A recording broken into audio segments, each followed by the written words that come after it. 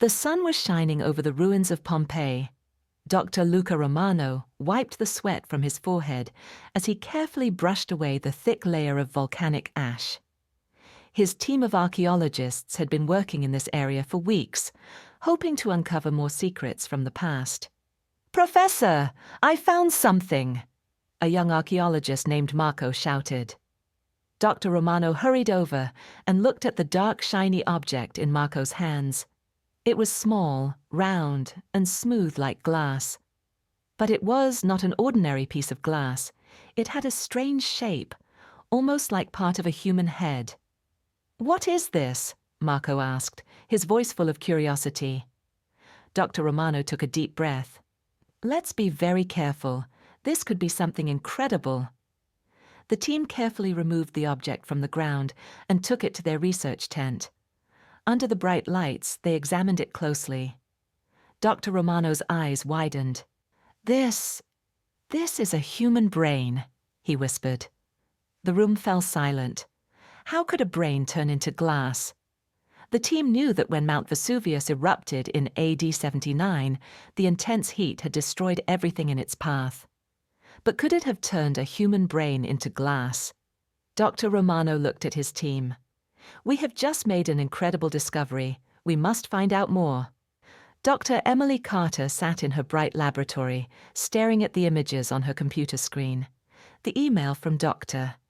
Luca Romano had arrived that morning, and it contained something astonishing.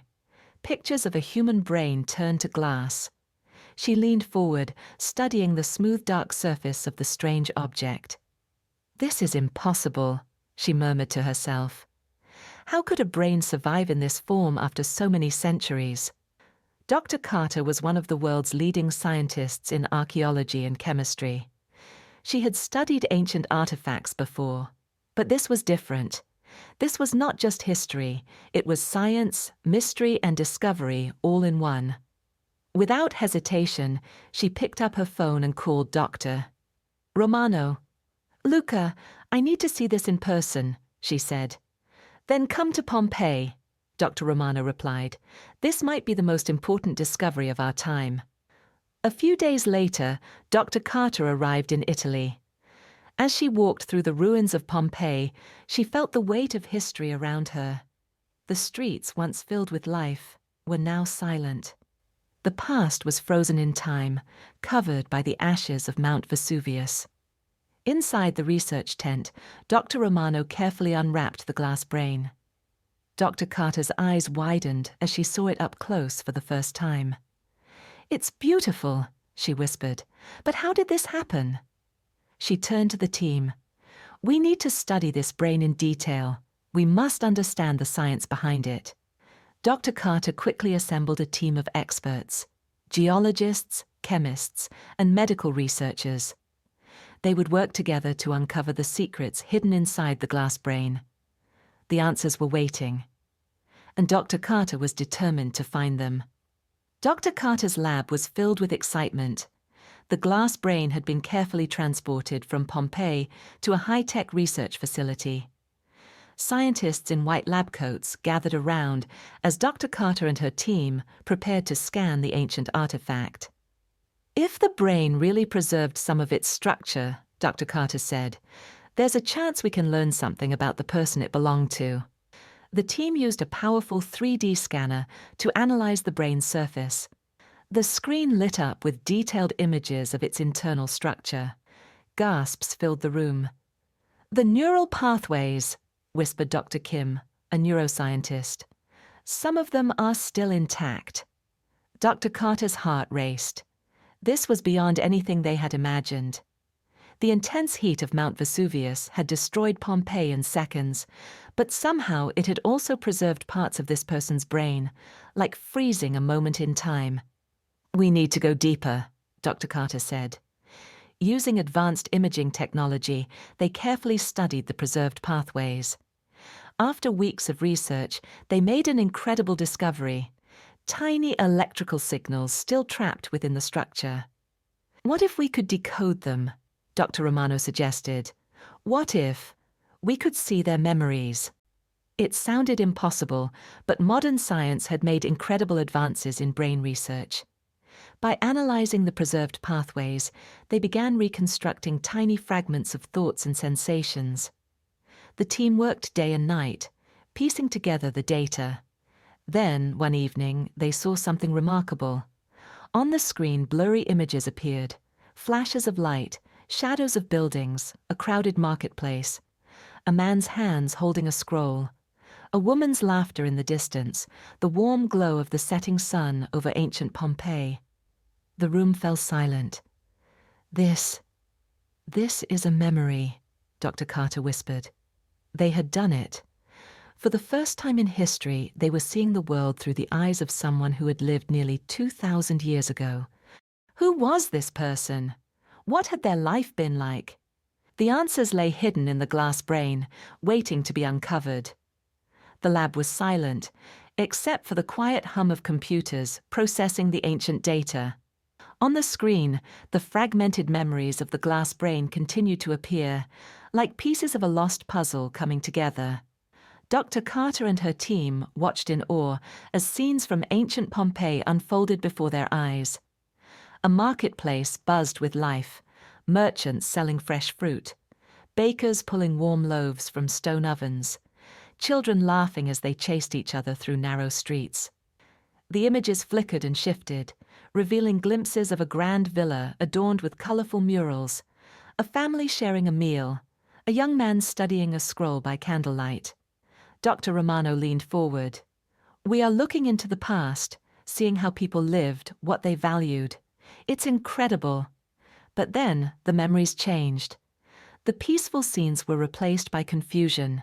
Dark clouds rising over the city, people pointing at the sky, panic spreading through the streets. The ground trembled. Ash and fire rained down. The screen flickered with images of people running, desperate to escape the fury of Mount Vesuvius. Dr. Carter felt a lump in her throat. They never had a chance. The memories ended with darkness. Just as the eruption had buried Pompeii, it had also sealed away the last moments of this person's life.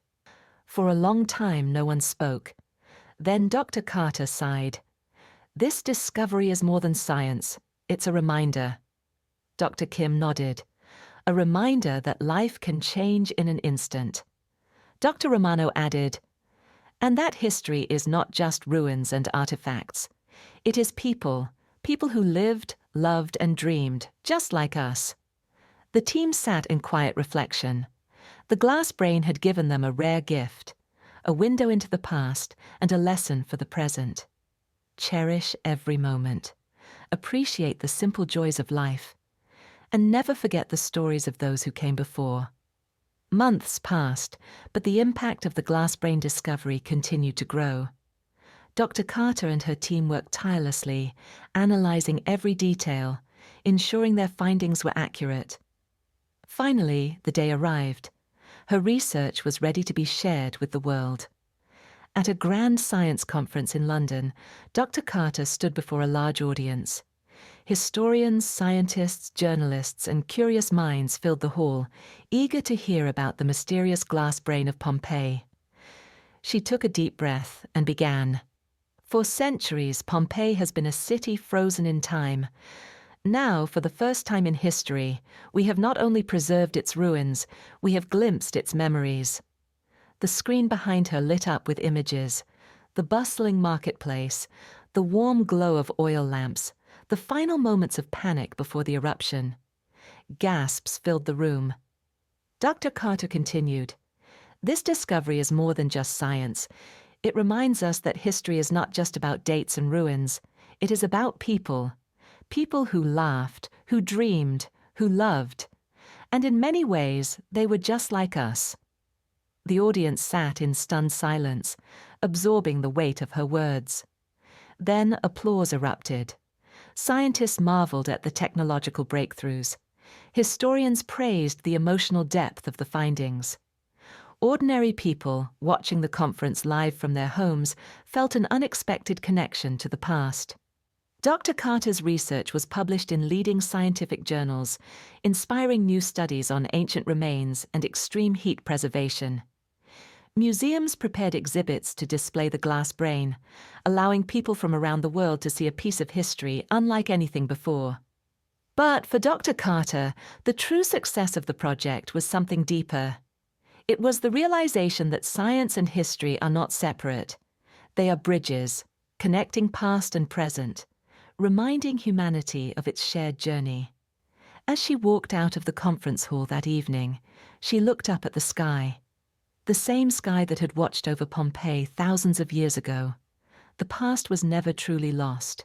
It was waiting, hidden beneath the ashes, ready to be remembered.